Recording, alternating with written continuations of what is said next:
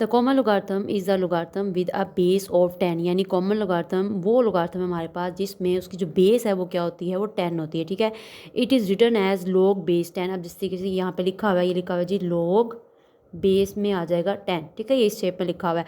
और simply as log, अच्छा बाज़ वक़्त क्या होता है बच्चे, पहली चीज़ तो उन्होंने बता दी कि जो कॉमन लोगार्थम है उसमें हमारे पास जो बेस है वो क्या होती है, वो 10 होती है। ठीक है, और अगर कभी आपके पास सिंपल इस तरीके से जो है वो खाली log लिख देते हैं तो आपको पता होना चाहिए कि इसमें बेस क्या है, ऑटोमेटिकली वो 10 ही है। ठीक है, अगर बेस लिख दी है तो ठीक है, नहीं लिखी तो वो 10 ही है। इस चीज़ को अब आपने माइंड में रखना है। ठीक है, तो वो ये हो गया हमारा कॉमन लोगार्थम। ओके, नेक्स्ट यहाँ पे बच्चों ने उसकी कुछ एग्जांपल्स बता दी हैं जिनको लोगार्थमिक फॉर्म में भी बता दिया, साथ में उन्होंने एक्सपोनेंशियल शेप में भी बता दिया। ठीक है, कि अच्छा यहाँ पे बच्चे और आपको लॉग की प्रॉपर्टी देखनी होगी कि यहाँ पे जब आपके पास बेस 10 है और यहाँ मौजूद जो भी नंबर, अगर फॉर एग्जांपल यहाँ पे सेम नंबर अगर आ जाते हैं, ठीक है, अगर बेस और यहाँ पे मौजूद जो नंबर है अगर दोनों सेम होते हैं तो ऑटोमेटिकली जो आंसर है वो 1 के इक्वल आता है। लोग 100 का अगर लोग लेते हैं तो वो आपके पास 2 आ जाता है। अगर हम 1000 का लोग लेते हैं तो वो आपके पास क्या आता है, 3 आता है। सेम वही उन्होंने पॉजिटिव पावर के साथ भी जो है वो लोग लेकर यहाँ पे आंसर्स दिए हुए हैं, बल्कि यहाँ पे तो उन्होंने